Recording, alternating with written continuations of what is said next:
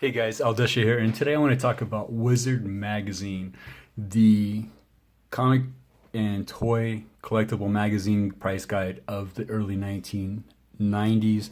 And this was at a time when the comic market was on a bubble, comic book market was on a bubble, speculation was everywhere, and things were just blown way out of proportion. And I bought into this 100% back in the day. I knew what it was about, but I still bought into it. It was exciting. It was cool. New stuff coming out all the time. This is when Image Comics was starting, Dark Horse, all that drama in between. And this particular, I just bought this on eBay. This is not one I've had all this time.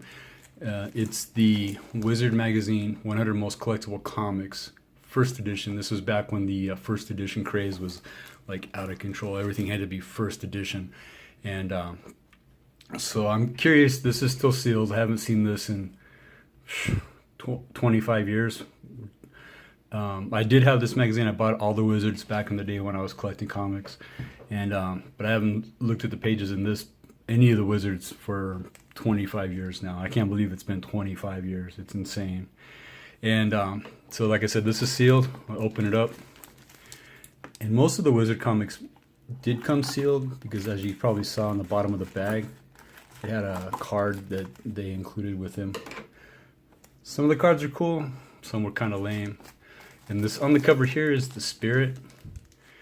And in 1993, I don't know many kids that would have known about the Spirit.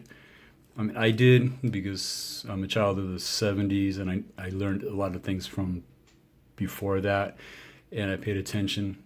But here's the card. So I'm assuming the cover folds out to resemble this card. The Spirit's trapped in some vault or whatever with a sack of comics, and these are the bad guys trying to get out. And I think almost all the Wizard comics, bagged and sealed, here's the card, are still available on eBay. Like I said, back in the day there was many cards, or comics, magazines and stuff. Printed. Everybody bought duplicates of everything, as did I. And if you watch these videos, I've been collecting first edition Wizard comics for the last few months now, just out of nostalgia. I know they're not worth a lot, but it's kind of cool to have them and check them out. So there's the card embossed with the Will Eisner's The Spirit and the Wizard logo on there. I don't even know if Wizard Magazine's still around anymore. Will Eisner kind of looks like the Walt Disney autograph or signature. I don't know if that was on purpose. I don't know if his signature was similar to Walt Disney's or not, but you can see the resemblance right there. So let's take the book out of the bag, and we'll open up the cover. I can almost guarantee it's going to be the fold out of that. Some thugs are trying to break into the vault to get the Spirit's comics. And it says comics. They're just generic comics. Stacks of comics. He's tied up, so somebody tied him up and threw him in the vault, but left him with the comics. It's kind of interesting.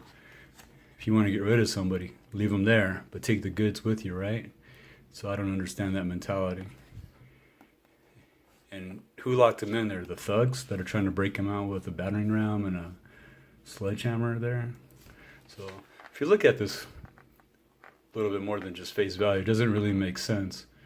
And these guys are pretty strong because they're bending like 4 or 5 inches solid steel plate with just 3 guys. So, but he's keeping 3 guys out with 2 feet. So that's interesting. Like I said, most kids at the time wouldn't even know about the Spirit. I mean, the main movie didn't come out until 2008, and this is 1993. We got some Valiant. Oh yeah, I forgot Valiant advertisement there.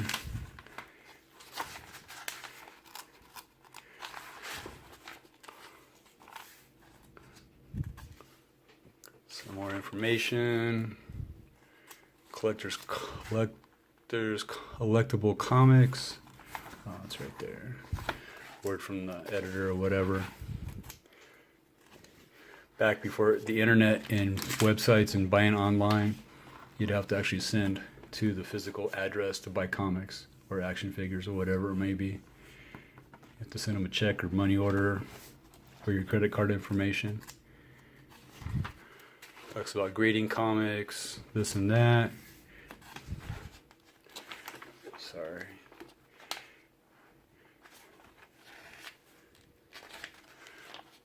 When I was a kid, some article. You remember your first Marvel comic? I don't remember my first one, but I remember having a ton of them. It was in the mid to late 70s. And I thought they were pretty cool. And there's some classic Golden Age and Silver Age comics. And some modern crap. Right there. I don't really see... Looks like all Marvel, pretty much. I don't see any DC or anything in there. Huh. Wonder why. Let me see. Oh, it's the... Didn't see that. My bad. More articles, things like that. And I'm kind of curious to see what the top 100 looks like now, after all the dust has settled from the speculator bubble and of the early 90s. So if there's any Bronze Age comics in there that people thought were going to be good. Let's see, where's the list? There's another old school advertisement. I don't think kids nowadays would realize that you actually had to fill out an envelope with your handwritten information there, send the envelope in the mail with a self-addressed stamped envelope just to get your information back, whatever you might be, or a catalog or a price guide or comics. More stuff about the Spirit, dealer's picks. These are all opinions by different dealers of what their top 10 comics would be, things like that. Alright, on to the 100 most collectible comics. I've heard about Yellow Kid, I think just because of the rarity, and I think that's the main reason that drives this one here. Some old school comics from the early 1900s. This Yellow Kid is actually 1897. Imagine having a comic or a comic strip or a comic book from 1897. That would be insane. I remember this list is coming back to me now once I start looking at this. Definitely agree with Detective Comics #1 and Action Comics #1. And I've just realized that the whole Action Comics #1 wasn't entirely devoted to Superman. He just had a small section in there about his story. And he gives other comics like Detective Comics 20 an explanation why. I always thought it was funny when DC advertised Detective Comics, because DC stands for Detective Comics. Batman, or Detective Comics #27, first appearance of Batman. Superman #1.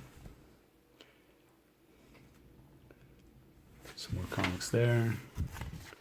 So for the most part, so far, I agree with the list. Marvel Comics #1. How times have changed, how that looks. Do kids even collect comics anymore, like on a large scale, or is it just specialty comics, things like that, or I'm not sure. Batman #1, and I'm sure all these other issues, like off issues #38, Detective Comics #38, are all key issues. Oh, here's the first appearance of Robin, so to speak. So they're all like first appearances and things like that. So it's not always the #1 comics that are the most valuable. All-Star Comics #3. Looks like the first Justice League, Justice Society. Submariner. Captain America #1. And if you know comics from back in the days of World War II, it was the popular theme to fight the superheroes to fight the enemy, which was in these comics the Nazis, Hitler, things like that. And once the war was over, the comic book writers had to find a different enemy to fight, and they went in all sorts of directions, and it was like drugs, communism, things like that to fight.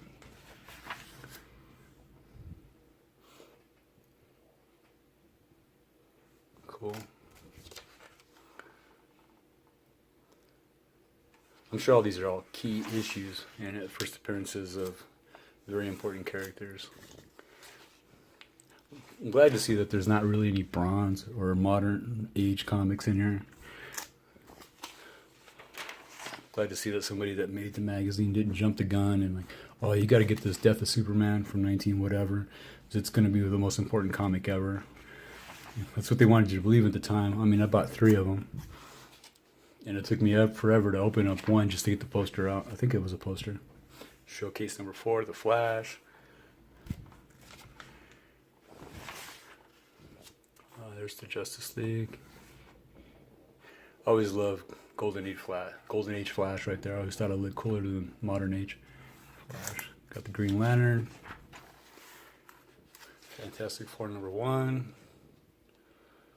Always loved the Stan Lee, Jack Kirby, Stephen Ditko art and comics. Thought they were pretty cool. Amazing Fantasy number 15. Thor, Journey into Mystery 83. Incredible Hulk number 1, where he's actually gray and not green. Amazing Spider-Man number 1.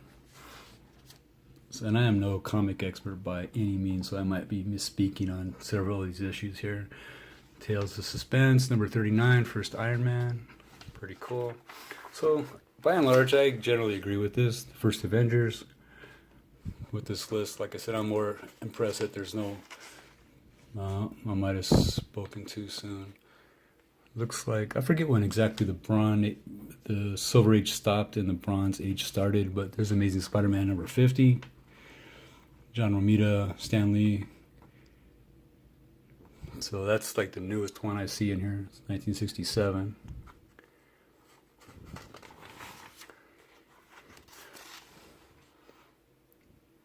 Conan the Barbarian number 1. Amazing Spider-Man 129. First the Punisher. Teenage Mutant Ninja Turtles 1984. I don't necessarily disagree with that one. That's a solid pick for the top 100 most collectible comics. So they did good by not including a bunch of crap from the modern age. So definitely pretty cool to check out. I know I went through that pretty quickly. I just wanted to go through the list and see if I remember, or if I kind of agree or not with the comics listed in here. For the most part, I do. I might grab some more Wizards in the future, just to go through and kind of reminisce. I mean, it doesn't seem like it's been 25 years, but it has. It's insane. It's been actually 26 now, since it's 2019. That's insane. I remember this like it was just yesterday. Going to the comic book stores, going for autograph signings, things like that. Waiting for that next issue of whatever to come out. So that's it for now. That was the 100 Most Collectible Comics by Wizard, 1993. And don't forget, it's a first edition. So thanks for watching. I'll be back soon with another video. Later.